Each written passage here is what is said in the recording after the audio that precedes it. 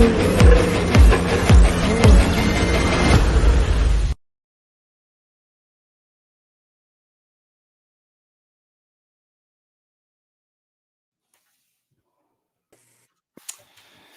ladies and gentlemen. Welcome to Outlawed Live. Outlawed Live with Ron Stone is the official title, but tonight it's going to be Outlawed Live with Mike Idle and guests, an outlaw family and outlaw nation. Ron Stone taking a much-earned, much-needed, and much well-deserved respite as he is back in his stomping grounds of Southern Ohio, visiting family, and kind of just taking a breather this evening. So he contacted me, asked me if I could run the show solo tonight. I said, Ron, that's no problem. So Outlawed Live without Ron Stone will be what we're calling it this evening. And right off the get-go, thank you guys for tuning in. Let us know where you're watching from. Let us know what you've got on your mind. Let us know what questions you have. Big show tonight. Lots of things to talk about. A lot of fun guests. Starting off with Dave Nelson, the Executive Vice President of the Outlaws, and Kurt Koima. Kurt, you are an influential member of the Rock Valley Tractor Pulling Board. Am I saying that right? Tell the world what your title would be and your affiliation to Thunder in the Valley. I don't know exactly what the title would be, but just sit on the board of directors.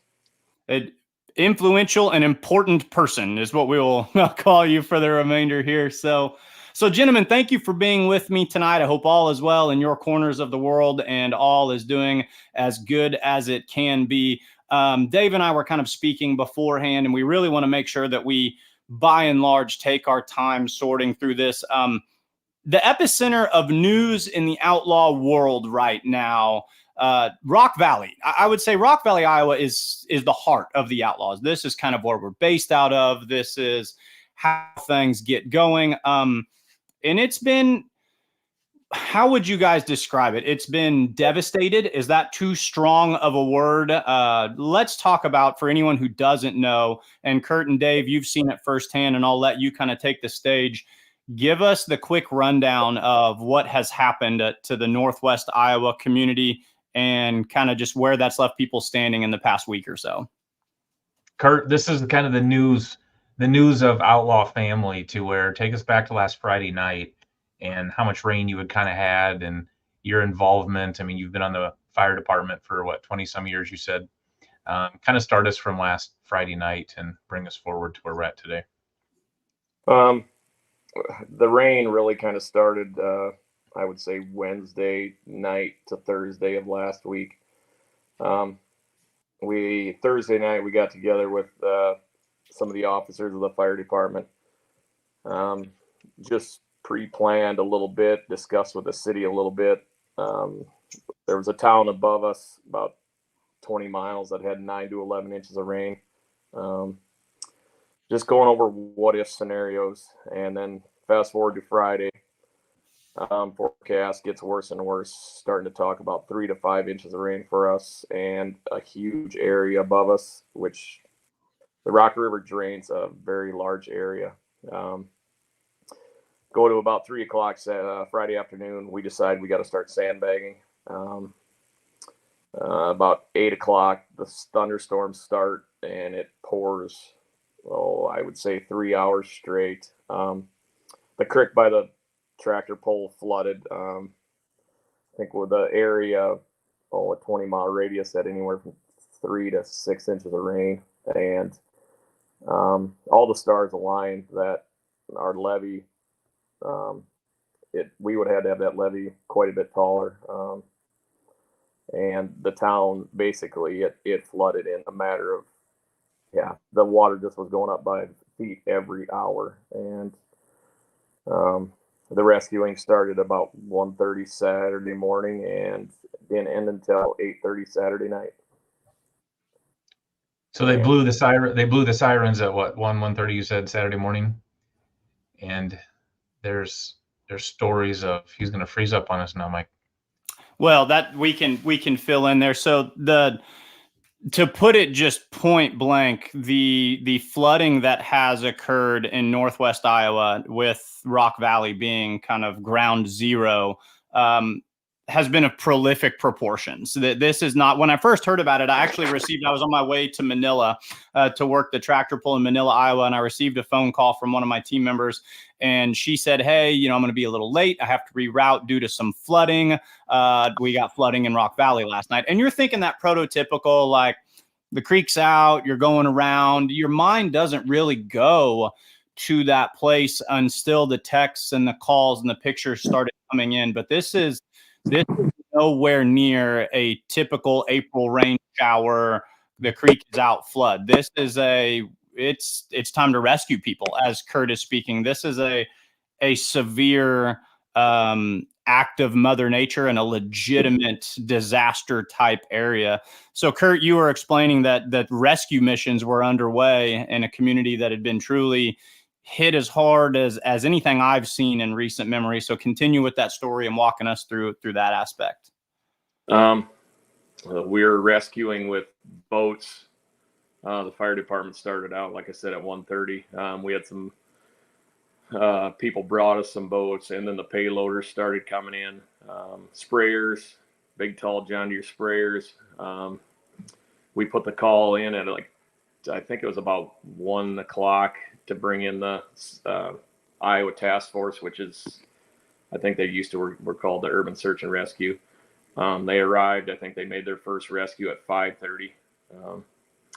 As I said last night, they told us that this was the worst they've ever seen of all their calls. They don't get called out unless it's the bad, and really hit us knowing that we were in one of the worst situations that they've ever seen. And in fact, the National Guard helicopter had to come in and get some people off some roofs that they could not reach. We literally had 2 streets that were whitewater, cars covered, cars completely. We had a couple times that we just would our motor would hit the cars underneath the water. I mean, it was just that deep in some of them areas. And throwing it was dark. You couldn't see nothing, no lights. We had transformers blow. I was actually riding on a John Deere sprayer that about tipped over when we took a street corner, and he took over a lawn, and as we were pulling that sprayer out, the transformers were about 50 yards from us, and they started blowing. They went 3. There was 3 of them, and they all blew within like 30 seconds of each other. And it was surprising, not more than what we lost 1 person through the whole debacle, and we should have lost a lot of first responders. I mean, it was the grace of God that we saved what we saved.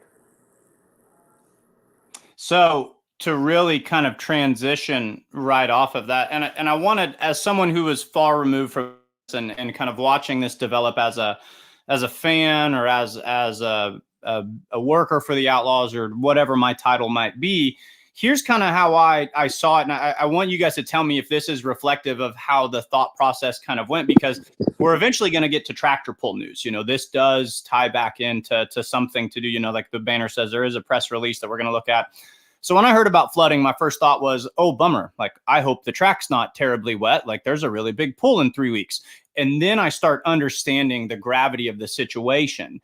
And for that next couple of days, tractor pulling kind of becomes secondary. You realize you're looking at human needs, and you're looking at people here, and a tractor pull really is just kind of the farthest thing that you're concerned about. You're concerned with, where are people staying? How are they going to rebuild? Are kids going to go to school? Are families warm and safe, etc.? And then you start kind of developing as the week goes along. And I know I spoke with Dave, and I asked him last week, I said, how do we go about donating? What can we do to help Rock Valley? And kind of where are we? And we kind of, he was telling me about the pull a little bit. So Dave, kind of walk through the emotions of how we went from, is there going to be a pull? Is there not going to be a pull? How do we make this decision? Because there's a lot to look at there. What's a tractor pull compared to, people that are without houses, and how that ultimately led to a really, really good decision and a good scenario. Yeah. I mean, me and Kurt probably talk once a day the way it is anyways. And we were kind of talking throughout the weekend as they were rescuing and doing sandbags and that. And I mean, by Monday morning, as the dust kind of settled, I mean, the dust didn't settle, but as things kind of settled down and it was a little bit out of the rescue stage, now it's kind of an assessment of what we have. Of if you're good with this program, Mike, go to the Outlaw Facebook page and look at some of those early pictures. I mean, by Monday morning, Kurt had went out to the track and started looking at just the grounds of the track. And I'm sure everybody that is on this show watching has seen Facebook Live and seen, I mean, 4 and 5 feet deep of corn stalks jammed under that whole east side of the track was the worst of the grandstand. And quite honestly, the track, I mean, to look at some of these pictures, it looks rough because quite honestly, what it is, it's the ryegrass that's just laying down. But that cover crop saved that track from that creek. Let's call it a river that was running over the track. You can see where there was a current running over the track. And if that ryegrass wouldn't have been there, the track would have been eroded away and just taken away. And so that's about 4 feet right there. That's the southeast corner. That's the east side of the grandstand, clear to the south. And it's just pure corn stalks, and it's crazy. And so, I mean, there's another great picture of it. That's between the guardrail.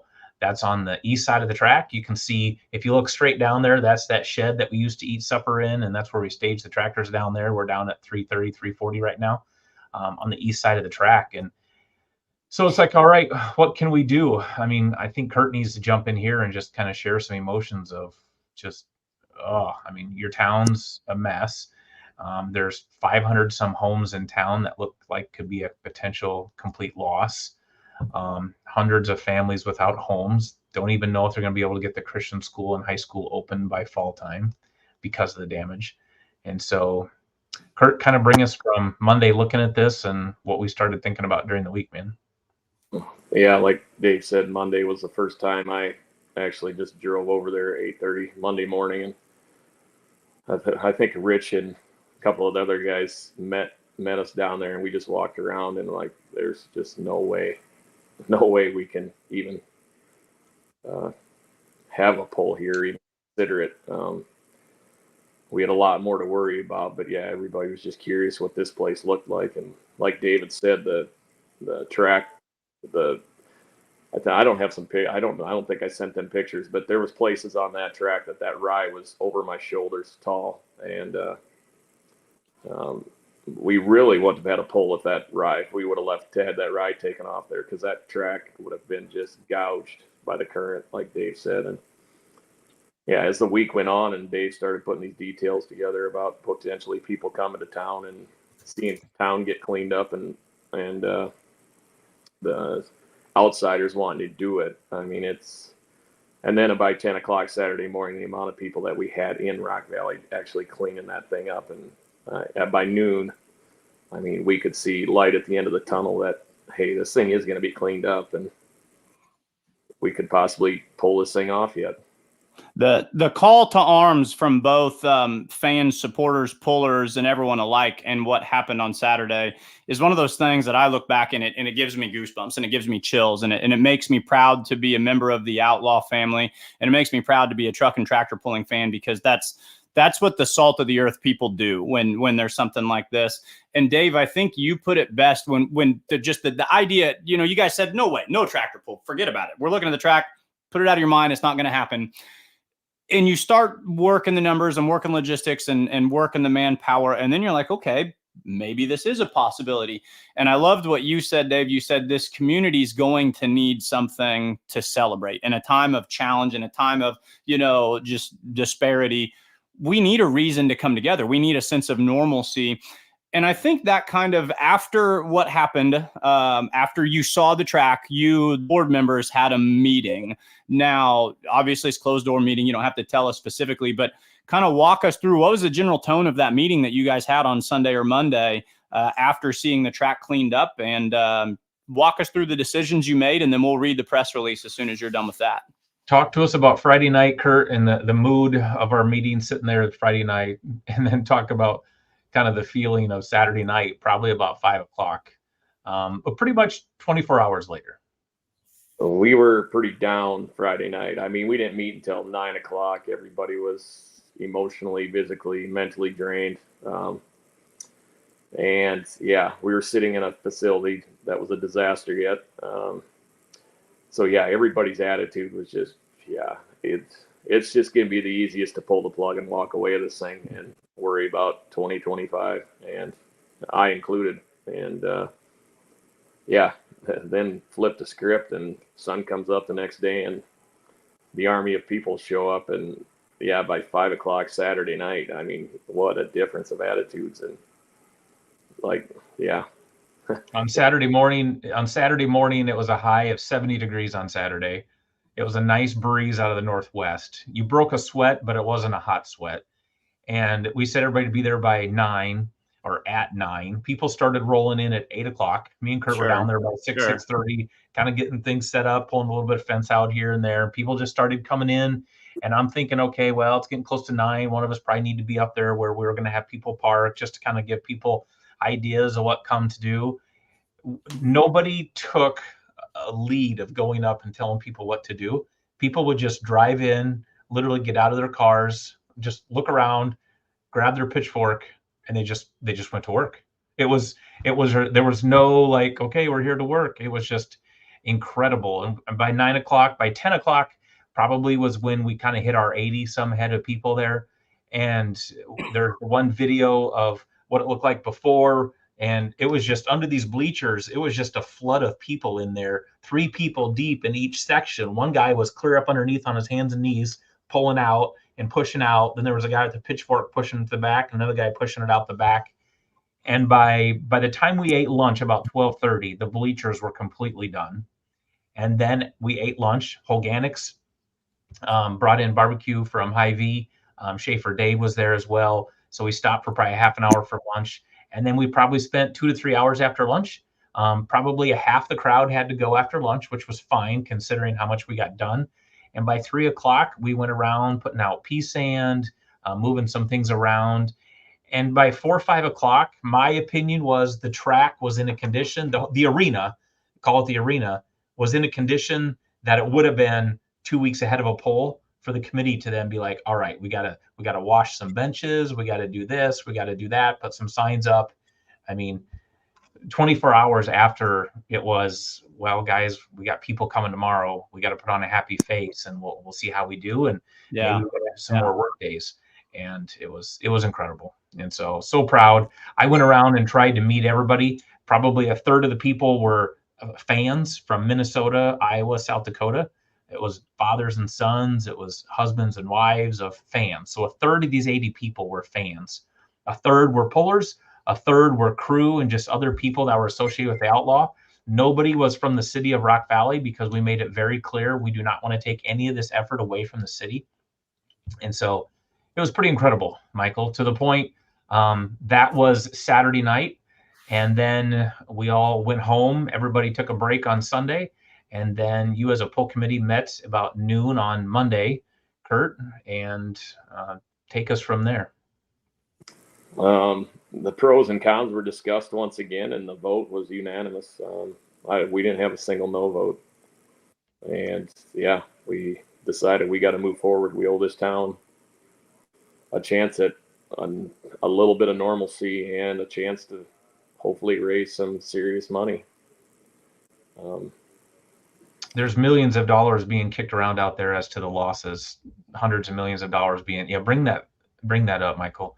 Yep. So there's a press release that Rock Valley put together from a very, clear statement from the board of, they talked to the people of Rock Valley of why we want to do this.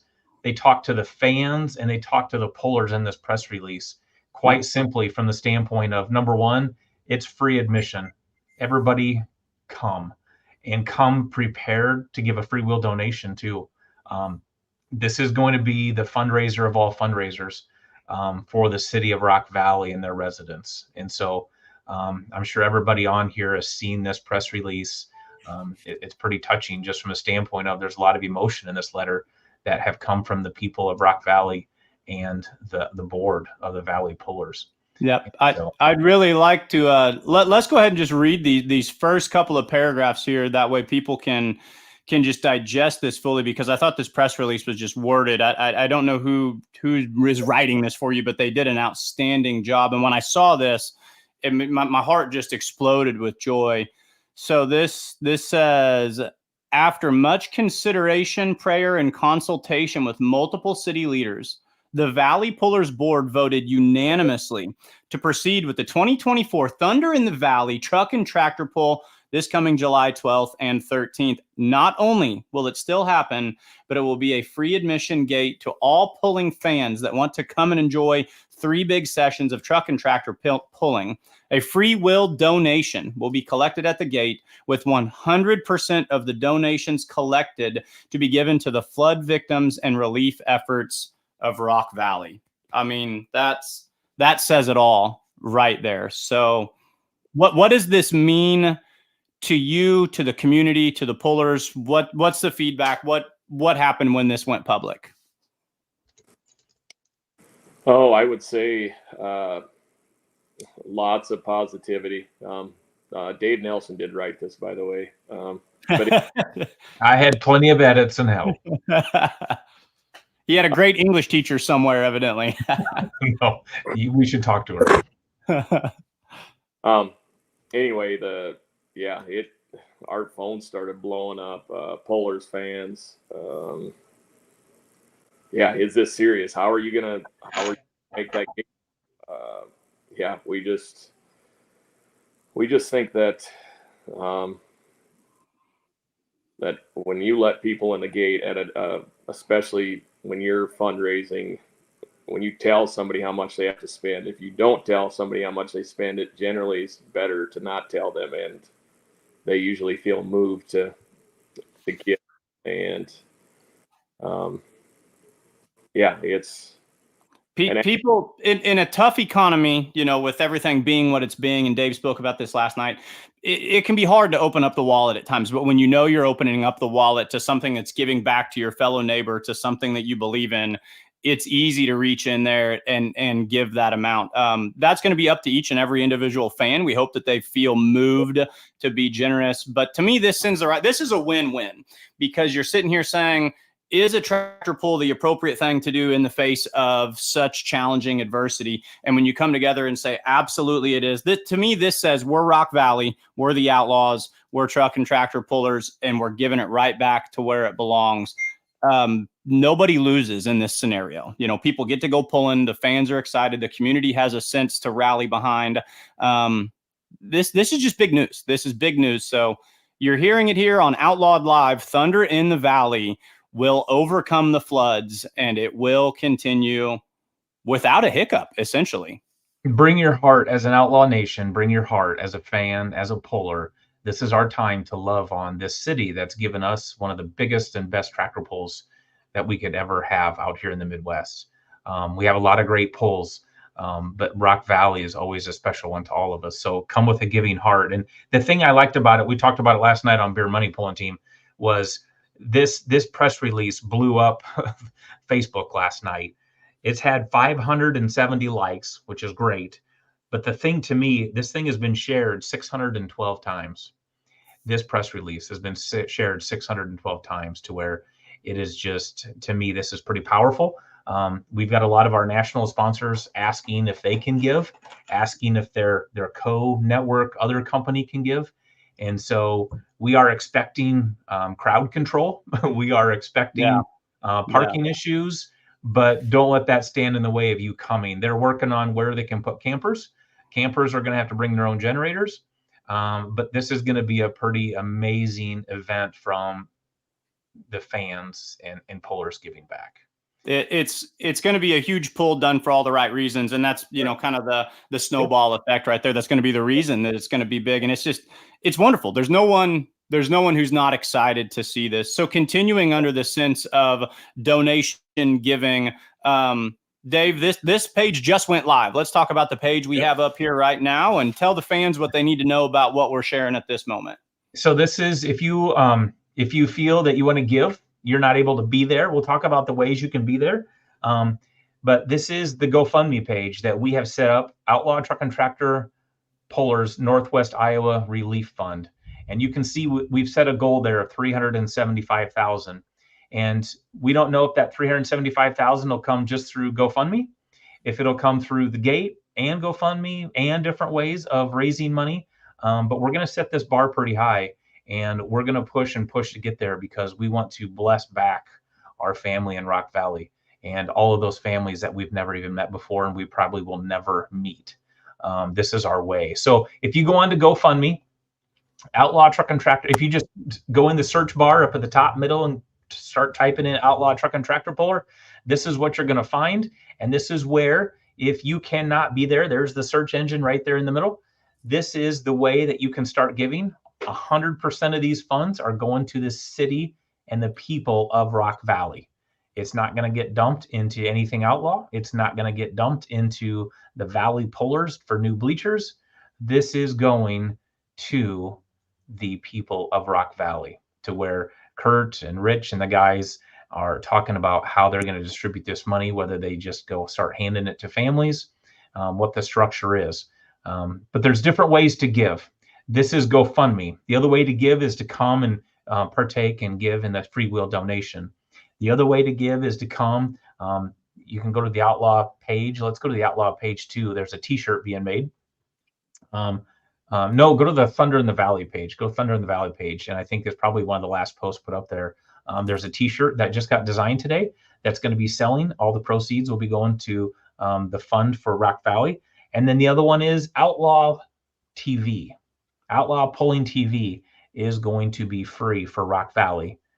We're going to ask you for a donation, but those funds, 100% of Outlaw Pulling .tv is going to the city of Rock Valley. So any form of revenue being brought in on anything of this is going straight to Rock Valley citizens. And so this is the t-shirt that came out, Kurt, today. Talk about what this shirt means and some of the stuff on it. We kind of decided that Pulling for Hope was going to be our motto, because that's what we need. That's what the town needs. That's what the people need, is hope. And to give them a glimpse of hope that we are going to be there to walk beside them, help them, and help them financially. And the hashtag Valley Strong, that's what our town, that kind of came from 2014 when we flooded the last time really bad. So yeah, it kind of, yeah. How many people are in town? How many people live in Rock Valley? 4,500. 4,500. So last year they had about 15,000 people in town for the three shows combined. I mean, could we see 20,000 this year? I think we could very easily. Yeah. And what a better way for this town to, I hate to say it, but give yourself a break. Yeah. Let's go enjoy a tractor pull. Yep. Let's go see all these thousands of people come to your town to celebrate you. And it's hard to use the word celebrate Rock Valley, but come see all these people come to your town to show you that there is hope. I can only imagine how much the community needs this. You're there day in, day out. You know, being a school teacher, I saw what they were doing in the school, trying to put back together. And let's say you've just been busting tail for 6, 7, 8, 10 days in a row. And you smack your buddy on the back and you say, hey man, let's take a break and go to a tractor pull. Yep. Let's go do what we do every July. And tonight, let's just be fans instead of being, whatever else is happening. And to me, that's what this pull is going to represent. This t-shirt I noticed available in person only, correct? This is not something you're going to be able to get online, or is that a developing situation as well? No, we are going to sell them somewhat ahead. Okay. My business will have them at probably a week from now, Tuesday or Wednesday. But I'm not going to do pre-orders for taking them to the show because, we got way too much going on. But if they want to stop out at the business to get them, they're more than welcome, or message us. Wonderful. Well, guys, the other thing to kind of talk about, Mike, and we're just going to put this out there to get people thinking, is how many volunteers does it take to put on the Rock Valley Tractor Pull, Kurt? 200. 200. So we've got 200 people of that town that come together to put on this tractor pull. And you've got to think, I'm going to pick a number, 50% of them have been affected with water in their house up to the first level floor, the basement gone. I mean, I'm just going to pick 100 of those people have been severely affected by the flood. They've all been affected by the flood, but I'm going to say 50% of them, 100 have been affected by the flood. So that's 100 bodies that potentially are just going to be too tired to work, or they're going to be out of town because they took shelter somewhere else, or they're just trying to find another place to live. So we're going to be needing a good handful of people to step forward. We already got the poll committee at Lamar's over at the county fair in Lamar's, Iowa, calling today and saying, hey, can we bring part of our crew? We'll come do whatever you want at your tractor pull. And so we are asking for people to be thinking. We're probably going to put an online volunteer sign up form to, maybe it's helping sell hamburgers. Maybe it's helping at the gate. Maybe it's working Friday night because you don't pull till Saturday afternoon. All those types of things, quite honestly, to where we understand as pullers, you're there to pull. But if you have an open slot in one of those 3 sessions, we're going to ask you to help in a different way, because this is part of giving back to Rock Valley. It's our time. And so, but come prepared to give any donations that you can. Come prepared to buy a t-shirt. Come prepared, if you can, to work. But ultimately, come prepared just to love on this city of Rock Valley and give back to our fellow man.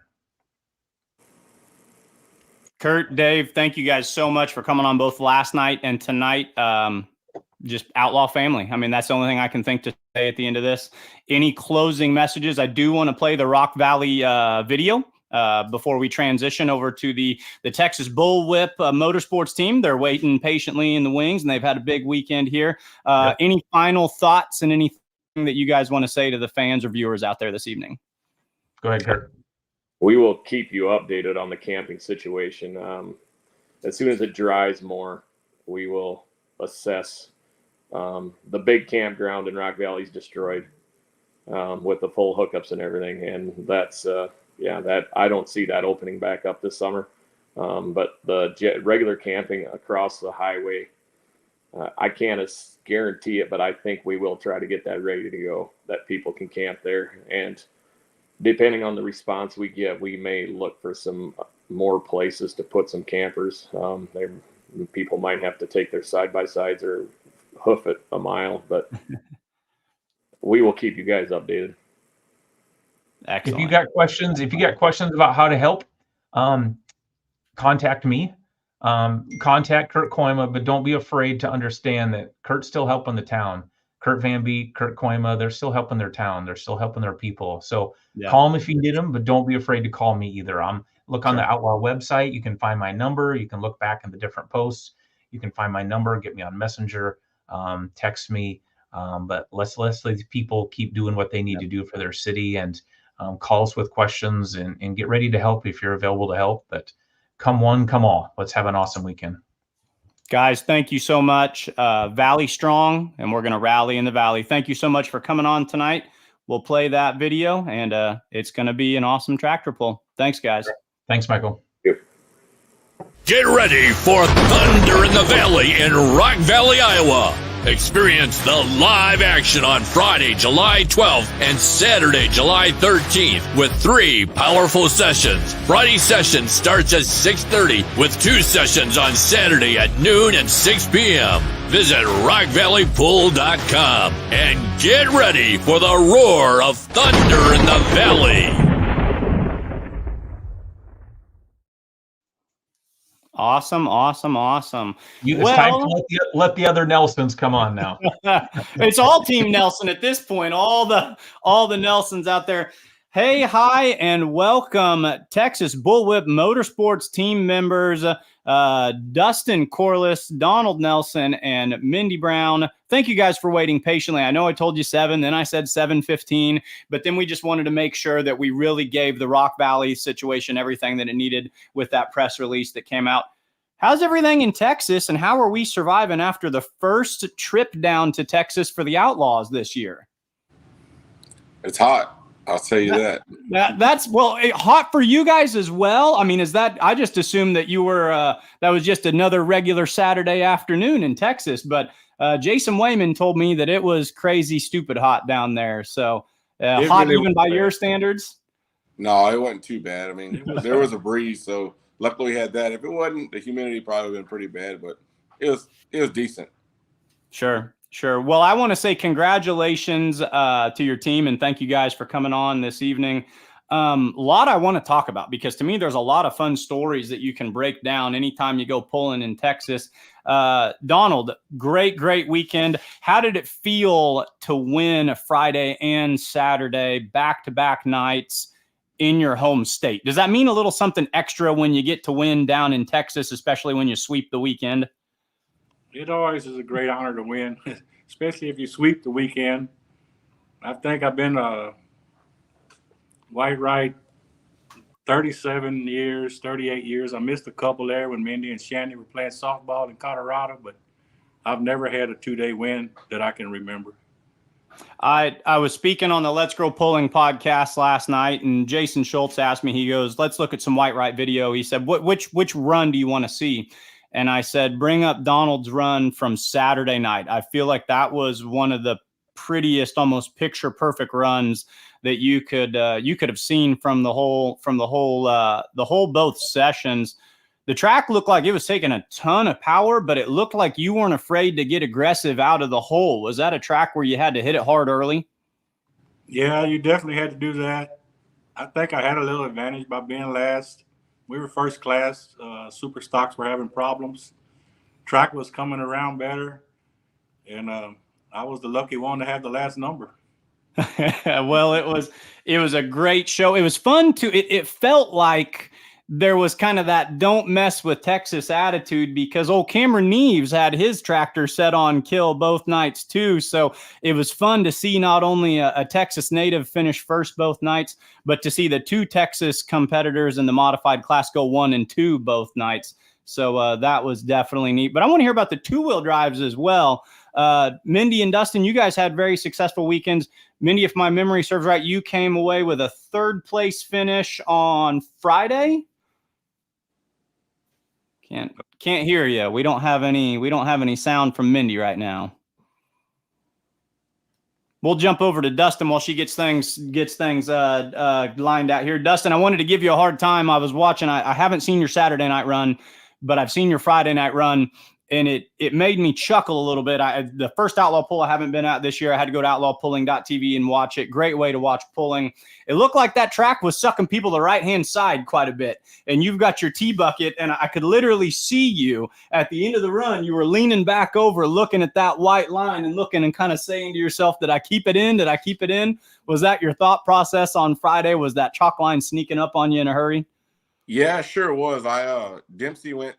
He was first hook, Mark Dempsey, and he's a good running truck. And I seen him go, and it sure sucked him to the right. And I was like, well, I don't want to do that, but I'm gonna try over there as well. And I was kind of aiming more left to center. I was like, because I see what it's doing. And sure enough, though, it still sucked me to the right. And I was like, well, at one point, when do I get on the brake or not? And finally, I had to stab it pretty good and keep it in. And can y'all hear me now? Yep, you're good now, Mindy. Okay. So sorry, keep going.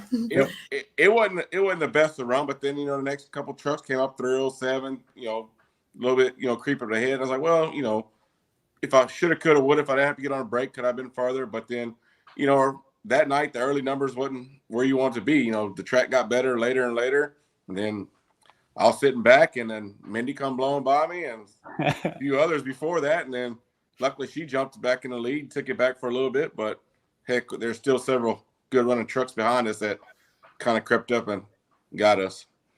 Man, the state of Texas is a hotbed for two-wheel drive trucks, isn't it? I know the Outlaws have, I would say Dollar Sedona's the best two-wheel drive truck out there, period. But they really come out of the woodwork down in your territory. Is that just a cultural thing? What makes the two-wheel drive such a big class down there? I'm not sure. It's been really popular. It started back in the 80s, and it's grown. We have a lot of two-wheelers in Texas.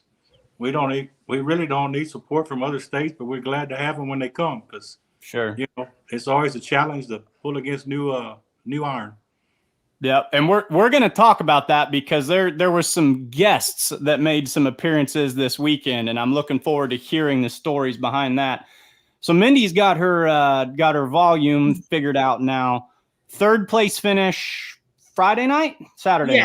Yeah, so I was in second place up until Buffalo Chips came up and blew right by me. But I mean, it was a good pull. My Saturday hook was obviously not as good. I think it came down to numbers, but who knows? Because then right after me, again, Buffalo Chips crept up there, and the last hook as well. So I mean, I was just glad to be there. Glad to make a hook. I don't know if I'm going to make any more this year. I have a very busy summer with my coaching assignment. Sure. So, Sure. but it is always nice to try to catch a Texas pool. Yeah, absolutely. That's I really wanted to have, to me, I hear a lot of people, myself included, my schedule, I've got a lot of 6-hour drives, and my wife looks at me, she's like, oh man, like those long drives, like 6 hours. And I said, hold on, like when we go to Texas and when the Texas guys do well, we really need to feature them. We don't know anything about long drives. So when we can come and play in your area, it's really worth highlighting. So I'm glad that you had an opportunity to get behind the wheel of that truck. Talk to us about the driving duties, and Donald, you can weigh into that orange truck, the little whip. Do you guys split that? Is that pretty much your truck? How did that who does what with that? And, when will we see who in the cockpit next? So I think my dad got away with buying the 2-wheel drive because it was, he told my mom, well, that's, Mindy's truck. She's going to drive it. And, it's funny because people, every time I show up to a pool, well, are you driving? And in my head, I'm like, if I wasn't here, I wouldn't have it. Like, if I wasn't here, I wouldn't be driving, but I'm here. I don't have a choice.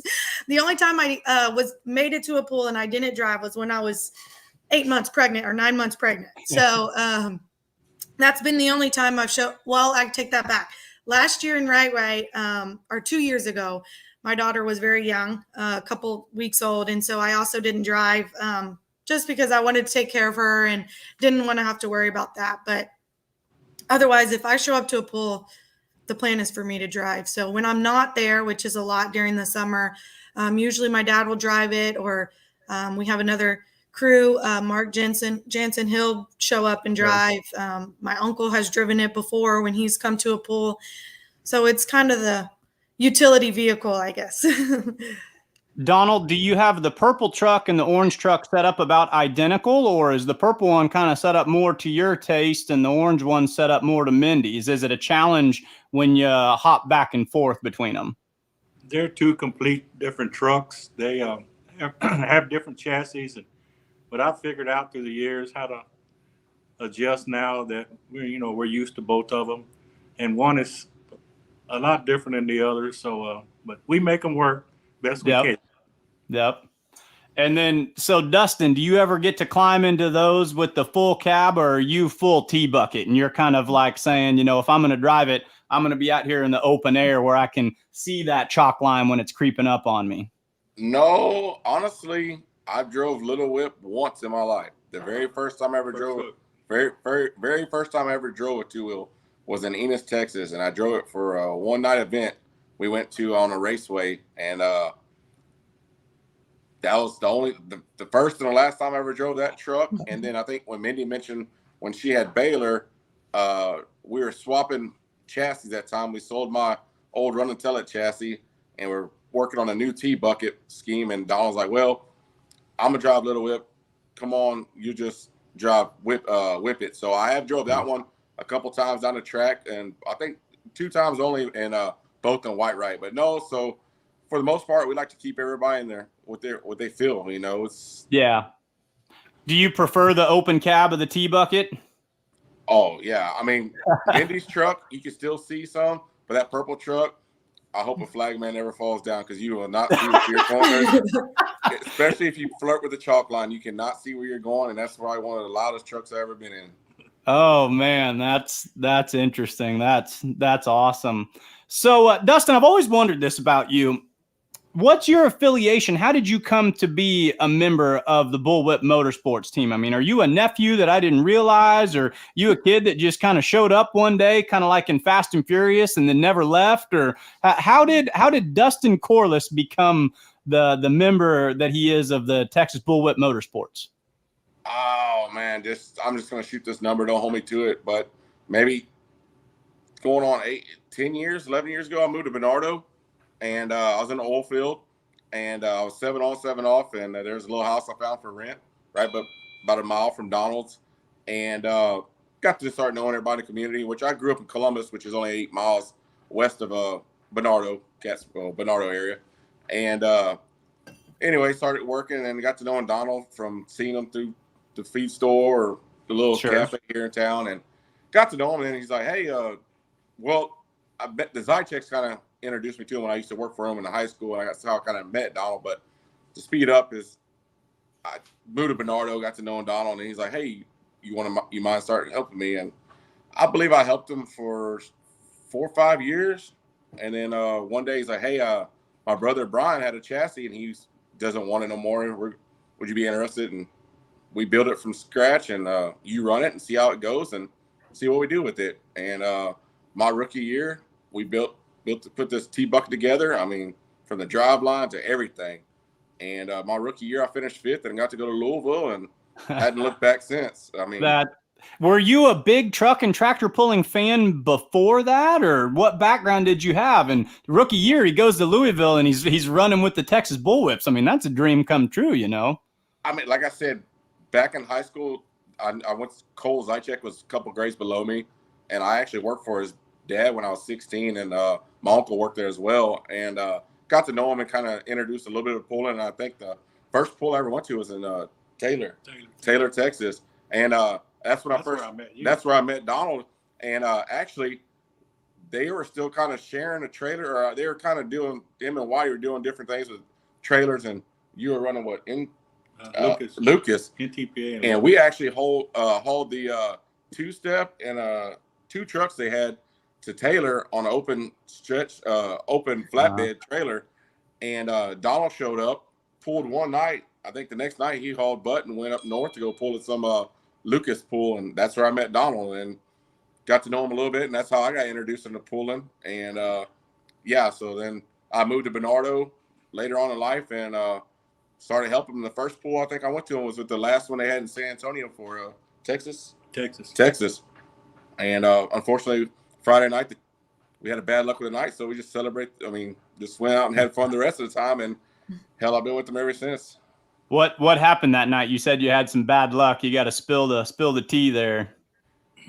We had a new motor in the little whip, and my engine builder, it was his choice. We put a screen inside the oil pan that it restricted the oil flow, and right when I was going to spin out near the finish line, I don't remember how far I was, I spun out, but everything else blew out. So we had hole in the block and rods coming out. So it wasn't a good night. It was a brand new motor. Wow. So next day it was just go drown your sorrows. That's all we could do. Probably wasn't the first time that you had experienced a catastrophic failure of some variety, so no, but that was probably one of the more expensive ones. Yeah. So Dustin, that gives us your story on getting into pulling. Donald, you're a legend of the sport. I mean, people know your name. You're well renowned. How did you get involved in this? Tell me kind of what year it started and what sparked your interest, and maybe some quick highlights and memories that you have over your illustrious career in truck and tractor pulling. Well, my dad started pulling in the early 70s. So I was very young, and he continued to pull up until 1989 or 90, I think it was. But Whitey, Neil Zychek, and I, we went to Missouri in 82, right out of high school, and bought a chassis. And in 83, we started running it together as partners. And we pulled in the Texas Association back then, and with one engine on the tractor, and we progressed from there. So we decided after 1 year of that, we won the points, and we were rookies of the year in Texas, and we wanted to move forward. So we bolted on another engine, and we advanced out to other pools, and we continued to advance from there. I mean, it was just a snowball effect, I guess. My dad stayed where he was. He never went further than one engine on his modified tractor, but I've been involved in it, since I was a young kid, and I love it. We've met a lot of great people. I like it that my family's involved in it. My mother got to come to Whitewright this year, and my dad passed last year. So yeah, that was, for me, it meant a lot for Mindy. It meant a lot, and we was glad to have her there. How meaningful is it, looking both directions too? And Mindy, this is kind of aimed towards you as well. I know as a father, I really connect with truck and tractor pulling with my sons. It's something that just, he loves it. He just does. You talk about how important it is to win in front of your mother and how your father inspired you. How great is it to have, a daughter who also shares that love for it? And Mindy, when did you how old were you when the bug kind of bit you and you knew that truck and tractor pulling was going to be in your blood? I mean, I grew up around it as well. I remember, going to Whitewright and going to De Leon. We took our little kiddie pools and we'd play in there. And so I definitely remember growing up around the sport. I don't think I ever thought that I would be in the seat ever. That was just not really, never went through my mind. But then when my dad did purchase Little Whip, he was like, well, kind of got it for you. For you. Yeah. Right. Yes. So he was like, do you want to drive it? And hold on. Hey.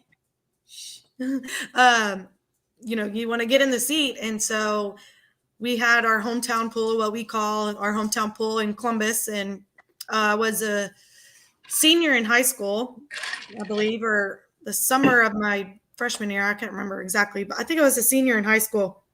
And so my dad was like, oh, that's your chance to drive, And so I got to pull there. I pulled a few times in Taylor as well, or maybe one or two times, I don't know. But that was kind of how I got involved, I guess, actually pulling. So what's more fun, winning a truck and tractor pull or winning what do you coach, softball, volleyball? What do you coach? Yes, volleyball and softball. Oh, both. Oh, man. Yes. All right. So which is more fun, coaching the team to a win or driving that orange truck out there and watching that flagman run backwards and knowing that you've got it in the bag?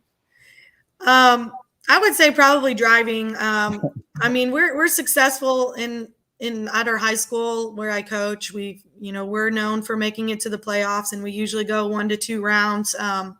This year, our softball team did pretty well. They made it to the fourth round, and we beat some, two top 10 teams, and we weren't ranked at all. And so that was very exciting, obviously, but it's nothing like truck and tractor pulling. I just wish more people that I worked with knew what the sport was and knew more about it. I try to get them to come to Columbus because it's not far at all from Sealy. It's only about 15, 20 minutes. So just so that they can learn more about the sport and see it in person, because you can watch videos all day, but it's not the same. People who don't understand it, and I'm sure you're like me, I'm in education as well. It's really hard to convince my superintendent that I'm going to be gone for 5 days in the middle of February to go to an indoor tractor pulling event where they have this preconceived notion in their mind of, just a 1206 out there pulling a 2-bottom plow or something. And to kind of explain to them, it's a little bit bigger than that. But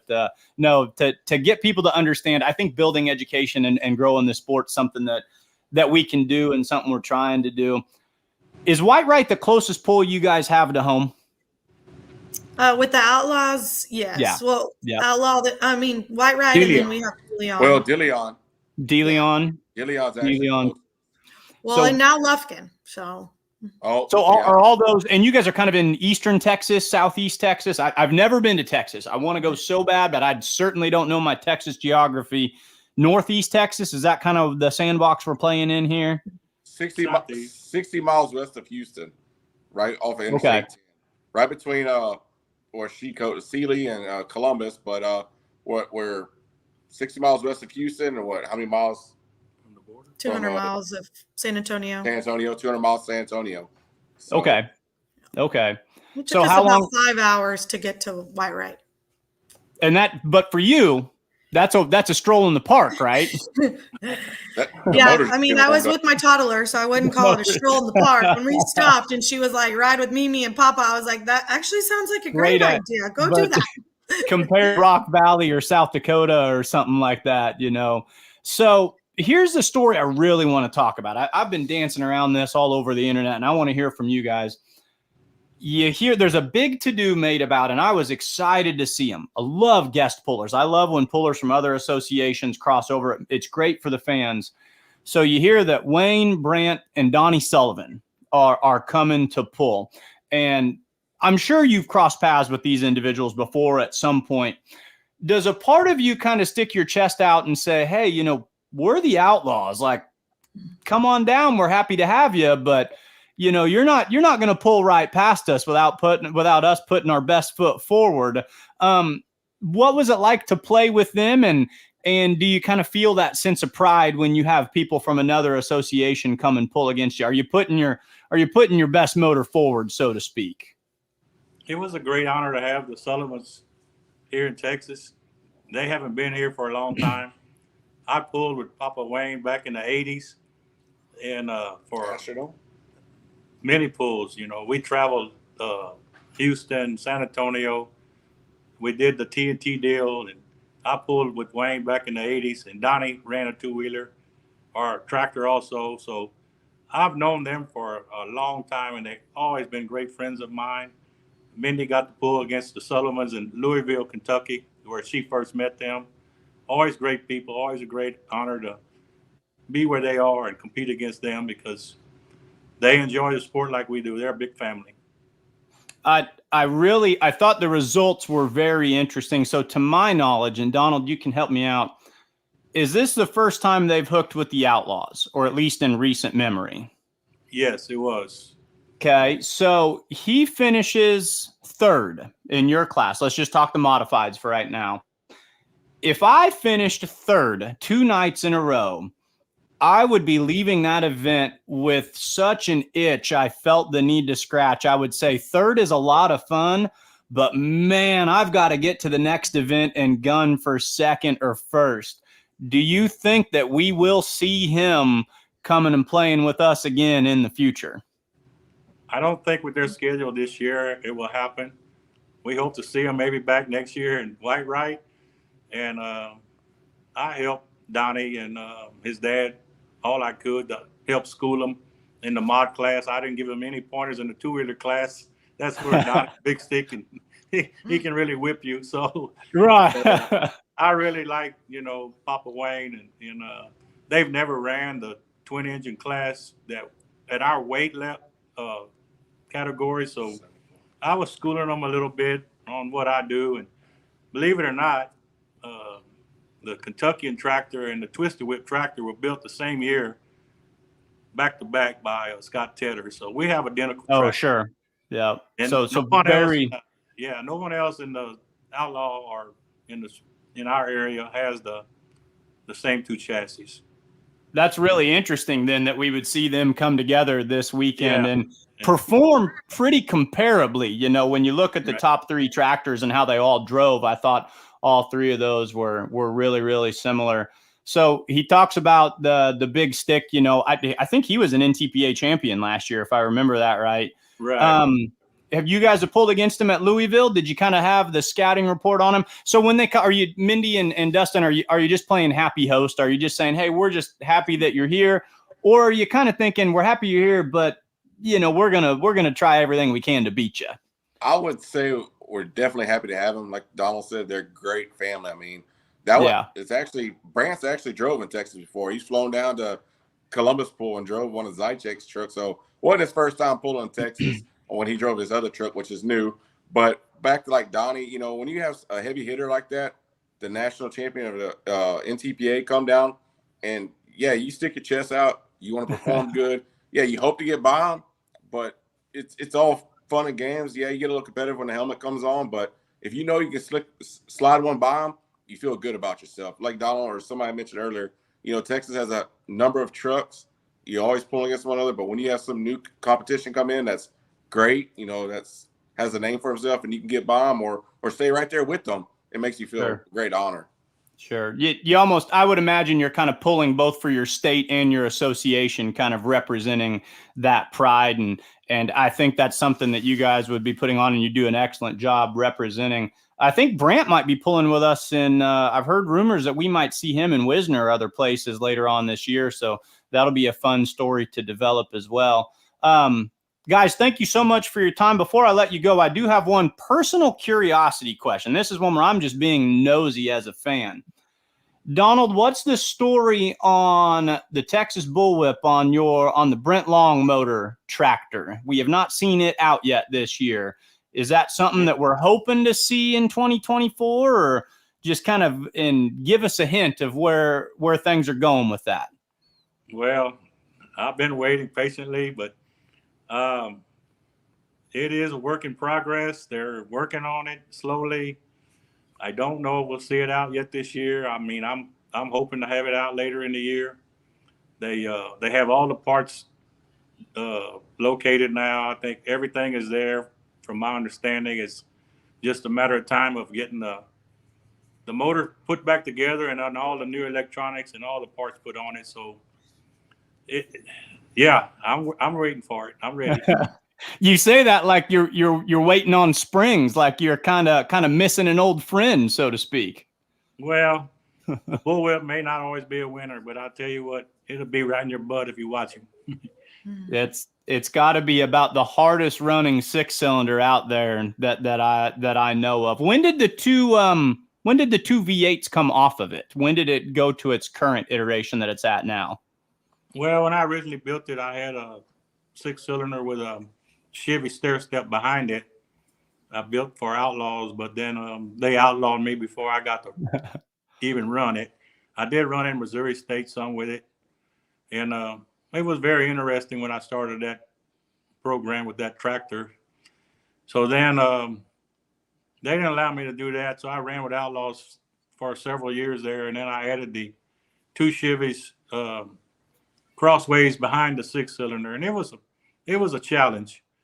And we would do okay, and tracks were good. We couldn't get enough weight in the front, so we moved some things around, did some different things, and RPMs were always different with the Chevys and the 6-cylinder. So I had a gearbox built by Brent Nation, and we went to 2 Hemis on it, and had an overdrive gearbox built, and that worked really well. But then I was breaking rear ends, couldn't keep the front end down on good tracks, and I finally, we gave up on it.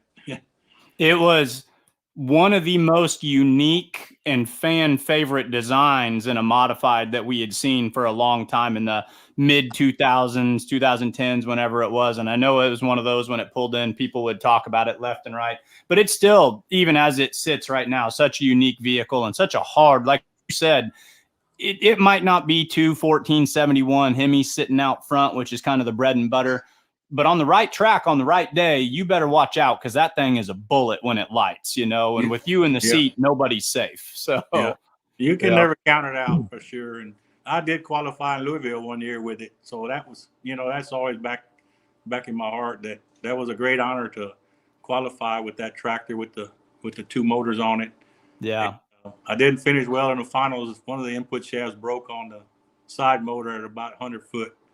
And, that's the way it is. But it's a great tractor. We enjoy it, and the fans love it. They're always asking about it. Yeah. Oh, yeah. We got to get it back. We got to have it back. Yep. No, I love everything about that vehicle, and we can't wait to see it out. You mentioned, being with the Outlaws, and when you put that in with the Outlaw, and this is kind of the question I want each of you to answer, and I want to end on, being an outlaw organization, being in the Outlaw Association, I really feel that you guys are some cornerstone members, that the state of Texas is a cornerstone aspect of it.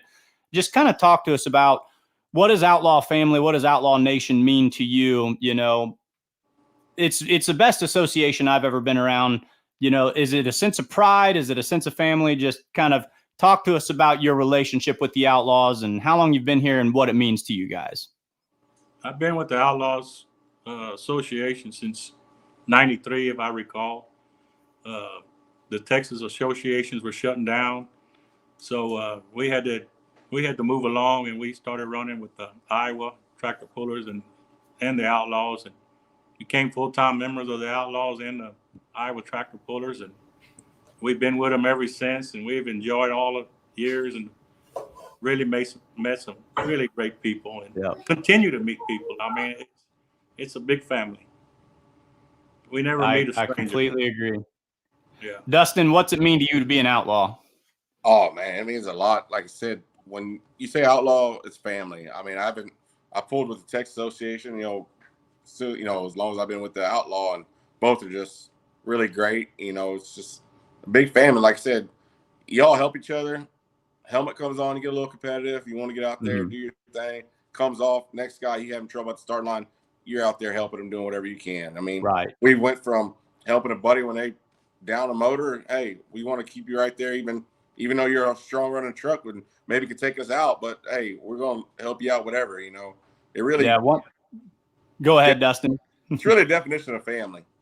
Outlaw. One of the best stories, I think the one you're alluding to out of the 2023 season, was when you guys lent the cotton candy pulling team the motor for their T-bucket so they could continue the rest of the year. And I know I talked to them in Sac City, Iowa. They got the win that night. They blew the motor in the T-bucket, and I went and talked to them afterwards. I said, we're done for the season. It is what it is. And then I saw them in Wisner, and there's a motor sitting on it. I was like, wait a minute. And they told me the story, and I just thought, boy, that's what it's all about right there. That's a great, great story. Mindy, you're an outlaw through and through. What's it mean to you? I mean, they kind of said it. I mean, it's obviously the only organization that I've been a part of besides with the Texas Pullers, but the people that you meet, they're there to help you, like Dustin said, but you're also there to compete. And so it's always fun, and you get to learn all about them. I follow them on Facebook, and you get to see what their kids are doing and what they're involved in. And I really like it. And I'm proud to say that I'm a member of the Outlaws, and we wear that big. When we go to Louisville, we can compete with anyone out there. And the Nelsons, the Corzines, they ran a little bit with us last year in Whitewright, and then came to Rock Valley, and they had a really good weekend in Rock Valley last year. Yes, so I'm not sure what their plans are this year. I'm not sure if they plan on coming back and trying to get a sweep again as well. But we enjoy having, people from other organizations. I'm sure their organization is great as well, but I'm proud to say that I'm definitely an outlaw. I love it. So I lied because you're a teacher, so you're always opening up great discussion topics. There's one more thing I need to add. You talked about Rock Valley, and you saw the first half hour of our show was dedicated to Rock Valley. What were each of yours reaction when you saw that the pull was going to be on as scheduled? Mindy, what was your reaction when you saw that Thunder in the Valley was going to continue despite everything that had happened up there? Yeah, we've been keeping up, on Facebook with how much rain they've gotten, the flooding and the devastation that they've gone through. So we were definitely hoping to have the pull. It's one of our favorite pulls in the summer. It's usually one of the only out-of-state pulls that I get to make. And so and this year, I'm unfortunately not going to be able to make it, but I was still wanting it to happen. So to see that all the workers, that came and helped, and like they were saying, we didn't tell people what to do. They just showed up, and they knew that they needed to get to business. And so I'm super glad. I'll definitely be watching from home. But it's awesome to see that come together and everybody help out to get that pull, on. For sure. Dustin and Donald, what did you guys think when you heard that Thunder in the Valley was going to continue despite the monumental floods they'd had up there? I actually was really surprised because I've heard all the bad things that was going on around there. And we really didn't think it probably was going to happen. It was just so much devastation there with the town and the businesses, and how were they going to have time to concentrate on worrying about a tractor pull? Families come first, and that's always how it, everybody, family comes first. But it came around, and they worked hard at it. So we'll be there to support them for sure. Perfect. Dustin, what were your thoughts on the pull? Man, I sure hope Pizza Ranch is open because I love that place. No, like Don and Mindy both That's said, great. It's you always hate to hear any city or state or anybody go through a flood, tornado, any kind of tragedy like that. Sure. I mean, here just recently, Houston, they get flooded out. I mean, it's you never want to hear it for anybody. And like Donald said, to see them all come together, and when it's something like that hits, you think tractor pulling will probably be the last thing on their mind. But right. they kept it right there, and it's like, you know what? They probably did what they had to do to survive the next few days, and then some were already starting to say, all right, how can we get this, track ready, for a pool coming up in, mid-July. So, I mean, Right. hats off to everybody who's came together and helped with all that. I mean, it's a good drive, and it's a beautiful. I love the scenery around Rock Valley. I mean, once you get in them hills and start rolling, it's nice. And so, I mean, I'm glad we were able to get back in there, and we'll see how it goes. Hopefully it goes good for us. Yeah, you get to see that great state of Missouri, top to bottom. So there you go. You get to spend most of your day driving through the Show Me State. That's God's country. What more could you want? Well, I don't think No, we don't go that route. We come through Kansas. I'll leave Kansas alone. I won't pick on them. We'll get to see the Flint Hills. Not sure what route we're going to have to take yet. Yeah, we did hear that there's still some flooding on 29. That's true. That's so, true. I mean, I know it's going to be a lot of difficult for different pullers coming different ways. I mean, hopefully they have some roads and some heads up on some routes for drive, for pullers and all that. Because sure hate to see anybody get stranded on a road that's flooded. So right. Yeah, those haulers probably aren't very easy to turn around in a tight position, I imagine. No, we don't turn around on a dime. So, well, guys, thank you so much for being on here. It was a great show in Texas. I thought you made the Outlaws proud. I thought you made the state of Texas proud. Two-wheel drive truck pulling is quickly turning into my new favorite class. I've always loved the modifieds. It was an excellent show. Anybody that you want to thank or any final messages that you want to give before we end this, the floor is yours. Mindy, if you need to introduce us to a future puller here, that'd be just fine too. Well, she's just trying to say hi, Papa. And you want to say hi? Hi. Hey, baby. No, one thing I like to say though is hats off to Ray and Ginger for all they did this past weekend for making Whitewright the pool it is. I mean, I know it's down in Texas. It's just Friday night, just looking at the stands, the amount of people they had, packed crowd, and it's always that way. And it's a great time. I mean, hats off to what they do. They really work hard, and they got to pull a win out on Saturday night to represent their hometown. So it's a good pool, and just thanks again to all of them for having Whitewright. And like I said, now we're looking forward to Rock Valley. Absolutely. Mindy, Donald, any closing thoughts or messages for all our viewers out here tonight? No, just thank you for all the supporters, all the fans, whether they're a Bullwhip fan or not. We couldn't do it, without them. Well said. Well said. I'd like to thank all the Outlaws and the committee, all the crew that travels around, and the ones that help, they jump in and help everybody all the time if they need it. And we couldn't do it without a lot of them that help us. We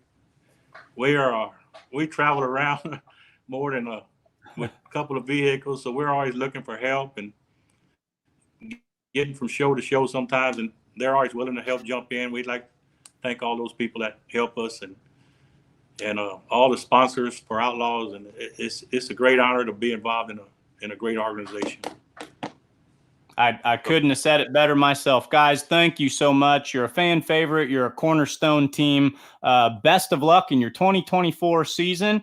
And just keep on pulling, folks. Thank you so much. Have a great night. Right. Thank you. Mm-hmm.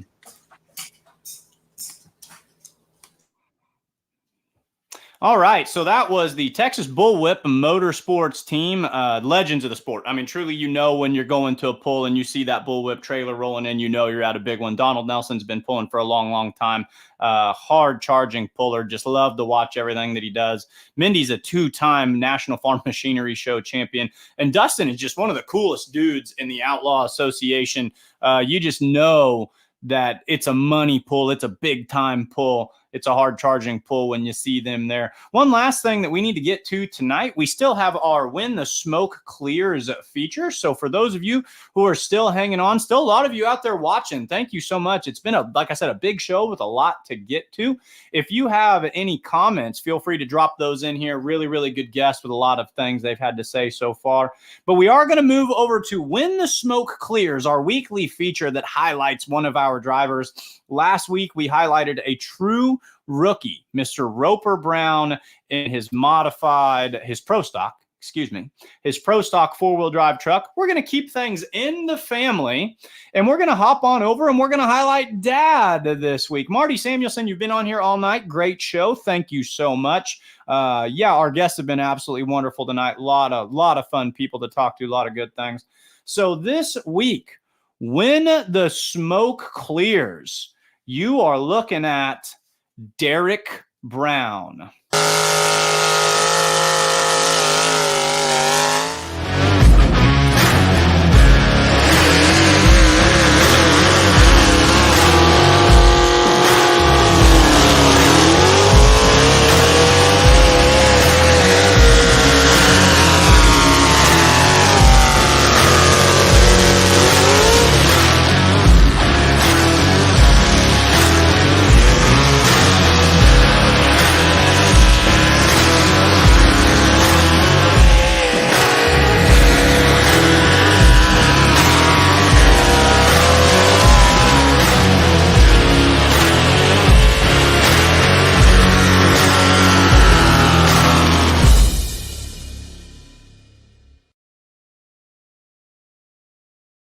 All right, that's Derek Brown, the driver of the High Class Grass. Interesting tidbit about that truck. That is the old Oklahoma Showdown truck, though I talked to him 2 weekends ago. They said about the only thing left from that original truck is the steps leading into it. But as of last year, that was pretty much the original Oklahoma Showdown, the old white four-wheel drive truck out of Oklahoma. So let's get to Derek's bio. He is the father of Roper Brown, our rookie that we featured last week. So our puller this week is Derek Brown, the driver of the High Class Grass. Now, folks, there is a bit of an emphasis you saw on his weight box as to how he chooses to spell that. I'm just going to read High Class Grass, but you can kind of see where he puts that. Fun is being had by all. Your class and description, he's a modified four-wheel drive truck puller. He pulls in the naturally aspirated mountain motor four-wheel drive truck class. He's been pulling for 25 years. His first hook was with it said Spring River ASS. I don't know if that's the Spring River Association. That's what I'm going to go with. He says his most memorable hook was winning Rock Valley Friday night and then winning the overall points Rock on Saturday. Anytime you win the Rock, that is a huge, huge honor. The wildest ride he's ever taken, he says he caught fire at the Showdown in Cowtown, the indoor pool they used to have in Kansas City, Missouri. Great pull that they had there. Caught on fire. Haven't seen it. Don't know if I'd want to experience that. Definitely makes for a wild ride. His points championship, he has won a single points championship, and I'm really glad that he pointed this out to me. I like to try to be a historian in pulling, and I like to try to learn. I'm trying to learn as much as I can about the Outlaws. When I was looking at, now it's going to elude me for a second. When I was looking at some points championships, I'd seen that several people had won 2016, 17, 18, 19, 21, 22, 23. And I kind of just mistakenly assumed, there wasn't a points championship in 2020 due to COVID. But the Outlaws, remembering now, stood pretty strong that year and had some events. And your points champion in 2020 was Derek Brown. So there was a points champion that year. He was your 2020 points champion. He says his biggest pulling hero is Rob Cook. His best pulling advice. Now, the Browns must be very humble individuals. I asked this both of his son and of him. What advice would you give to people? They left this blank. I interpret this as, hey, man, who are we to give advice? I find this just to be a humble response. Now, I want to hear your best advice that all of you guys have. Chose to leave it blank. Maybe that's just his way of saying that, you know what? We're just happy to pull and do well. His pulling goals are to win a modified four-wheel drive championship. That's also worth noting. He used to pull the Pro Stock, the one that his son currently pulls. He's only been pulling mod four-wheel drives, I think, for 2 years now.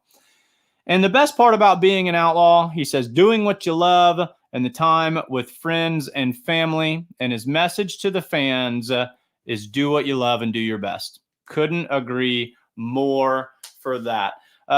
Dick Blankenspore checking in says, make sure to check Iowa 511 for road closures. That was in response to the Nelsons and the Texas Bullwhip team. Absolutely anybody traveling to Rock Valley, just make sure. There's all sorts of apps out there. I'm sure we as an association will do our best to communicate that with you. It is interesting. And that even goes for, Dick, I'm glad you brought this up. Make sure that you're kind of aware of that as we travel into all of our events over the next upcoming weeks. Just be aware and be mindful. I know that some of my teammates really battled the road closures and kind of delayed some of our pre-show production. Just be aware. The floods are still out there. The water's got to go somewhere, and it's going downriver. And unfortunately, that big river runs right next to I-29. I don't know what's closed and what's not, but just plan your route accordingly. Folks, thank you so much for hanging in here with me. I know it was a long show. I know personally I get long-winded. It's just as God made me. I love pulling. We're at an hour and 21 minutes of what I felt was a really, really fun Outlawed Live. Tip of my cap to Ron Stone. Ron Stone guided me through this whole process today. I've done shows solo before, but people have always set them up for me. Typically, that's Ron or other individuals. Ron was on the phone during his personal time on vacation, double checking everything, guiding me through it. He's been a mentor to me since day one nonstop. Ron, if you're watching, I hope you're having a wonderful, relaxing time in Southern Ohio, maybe checking out some vintage pulling spots. Folks, thank you so much for tuning in. Here's what you can look forward to next week. I'm going to get the order wrong, but I'm going to do my best. Concord, Ottawa, this is next week. This week, we're taking it off, 4th of July. Thank a veteran. Thank a family member. Spend time shooting off fireworks with your friends. The following week, Concord, Ottawa, Rock Valley with David City thrown in there for good measure. July is heating up. Pulling is fun. The Outlaws are amazing. Thank you guys for watching. Have an excellent rest of your Tuesday night. I'm going to play the Rock Valley video one more time. Then I'm going to play the closure video. Hope you guys had as much fun as I did. Thanks for watching.